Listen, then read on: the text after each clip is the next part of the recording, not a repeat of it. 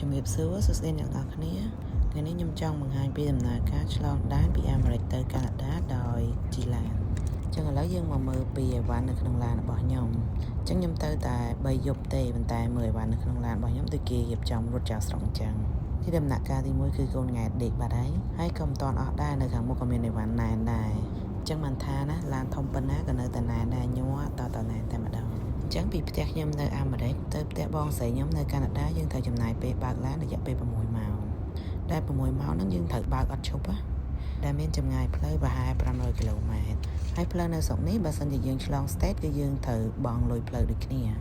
ញ្ចឹងពីផ្ទះខ្ញុំរហូតដល់ទៅដែនកាណាដាគឺទៅឆ្លងកាត់ពីរដ្ឋគឺរដ្ឋ New Hampshire ហើយនិងរដ្ឋ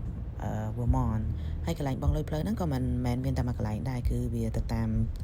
ទីក្រុងឬក៏តាម state គេមួយអូឥឡូវយើងដល់វគ្គកូនង៉ែតដេកម្ដងទៀតហើយខណៈពេលនេះយើងជិះឡានប្រហែលជា3ម៉ោងហើយពួកខ្ញុំក៏អត់បានជប់ឡានញ៉ាំអីដែរគឺមានតែអាហារសម្រន់តាមផ្លូវតែប៉ុណ្ណឹងហើយនេះគឺជាទស្សនវិជ្ជាតាមផ្លូវដូចយើងដឹងហើយថានៅកាណាដាវារៀងត្រជាក់ជាងនៅអាមេរិកអញ្ចឹងនៅពេលដែលយើងធ្វើដំណើរកាន់តែគៀកកាណាដាគឺយើងឃើញ snow កាន់តែក្រាស់ទៅពេលយើងមកដល់គៀកតូលដែរនឹងមានសញ្ញាប្រាប់ជាហូរហែតាមផ្លូវថានៅសល់ប្រហែលគីឡូទៀតដល់តូលដែរក៏ដូចជា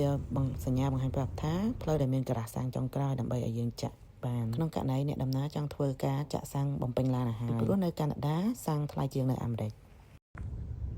ខាងborder ឆ្លងទៅខាងអាមេរិកវិញនៅខាងនោះឡានតិចជាងខាងចូលទៅកាណាដាតម្ងជួរយ៉ាងទៅដល់គេសម្ភាសមកផ្លែតនៅមាត់ផ្លូវអញ្ចឹងដើម្បីឆ្លងដែនបានគឺយើងត្រូវរៀបចំឯកសារដូចដែលយើងឆ្លងដែនតាមអាកាសអញ្ចឹងពេលនេះគឺយើងត្រូវរងចាំដើម្បីឲ្យគេសម្ភាសមួយឡានម្ដង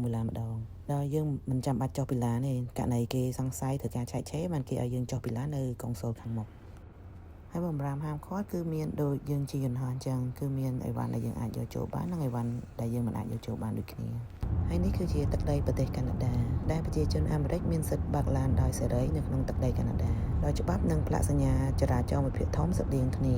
ខុសគ្នាត្រង់កាណាដាប្រើជាគីឡូម៉ែត្រហើយអាមេរិកប្រើជាម៉ាយអញ្ចឹងពេលដែលយើងចូលដល់កាណាដាភ្លាមយើងនឹងឃើញផ្លាកល្បឿនតាមដងផ្លូវគេដាក់ថា100គីឡូម៉ែត្របានន័យថាយើងមិនអាចបើកលើស100គីឡូម៉ែត្រក្នុង1ម៉ោងបានទេតែខុសគ្នាពីក្នុងទឹកដីអាមេរិកគេកំណត់ល្បឿន65ម៉ាល់ដែលស្មើនឹង104គីឡូម៉ែត្រក្នុង1ម៉ោងហើយនេះគឺជាទស្សនវិជ្ជាពេលយប់នៅក្នុងទីក្រុង Montreal ប្រទេសកាណាដាអូខេអរគុណបាយបាយ